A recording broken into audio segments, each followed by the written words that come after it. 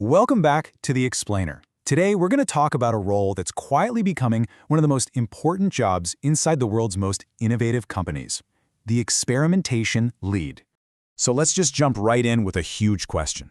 Ever wonder how the big players, the Amazons, the Googles, the Netflixes of the world, always seem to make the right call in a world that's changing by the second?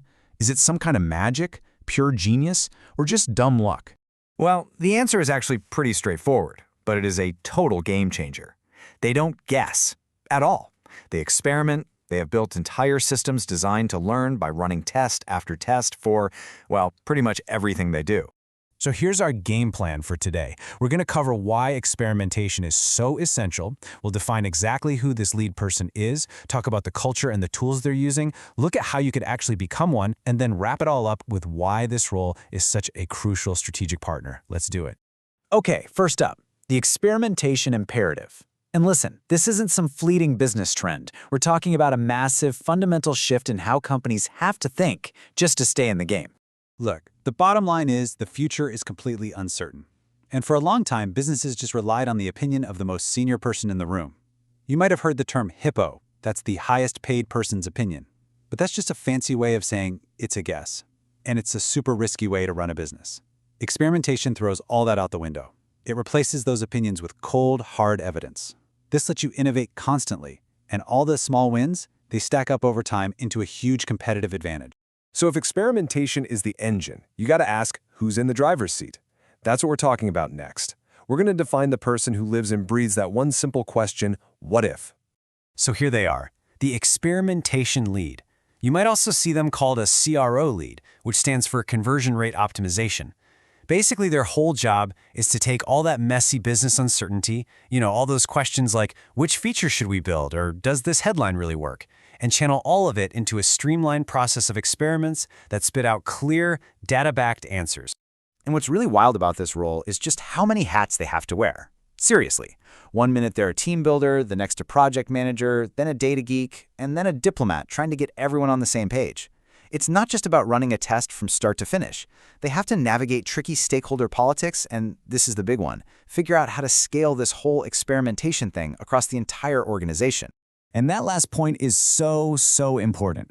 A truly great experimentation lead isn't just locked in a room running tests by themselves. No way. They're out there being a culture builder, fundamentally changing how the entire company thinks about making decisions.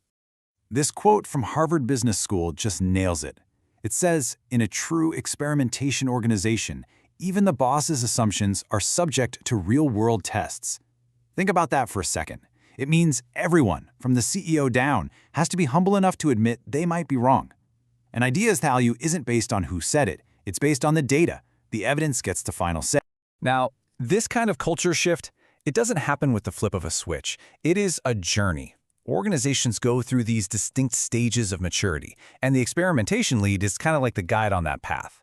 They have to shepherd the company from just having a vague awareness that testing is important, all the way to this final stage, embeddedness, where it's just second nature. It's how everyone in every department thinks and works. Okay, so let's get practical. What's actually in the experimenter's toolkit? What are the tools and the methods they're using day in and day out? All right, two big ones you'll hear about all the time are A/B testing and multi-armed bandits. A/B testing is the classic. It's like a bake-off. You've got two versions, A and B. You give half the people cookie A, the other half cookie B. And then you see which one they liked more. Simple. A multi-armed bandit is a little smarter.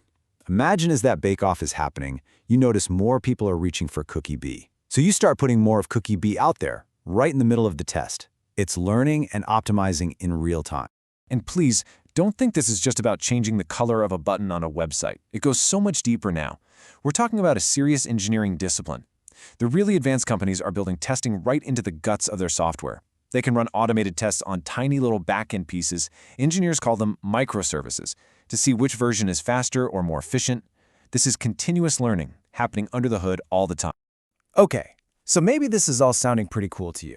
You're thinking, hey, I could do that. So what does it actually take? Let's talk about the path to becoming an experimentation lead and the skills you're gonna need. First up, the hard skills. The absolute, non-negotiable foundation is a strong grasp of experiment design and statistics. You have to know how to set up a test that's actually valid and how to read the results without fooling yourself.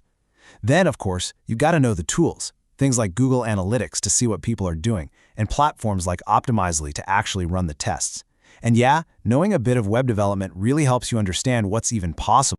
But look, the tech stuff, that's really only half the battle. The soft skills, that's what makes someone a real leader in this space. Can you manage expectations from demanding stakeholders?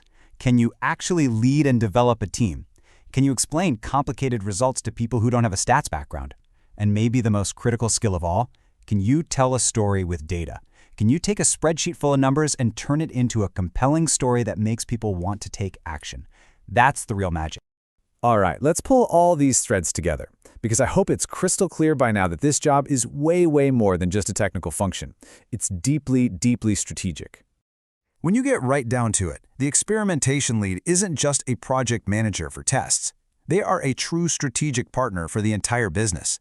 Their team is literally the engine that takes vague uncertainty and turns it into solid evidence. And in doing that, they help the whole company learn faster and outmaneuver the competition.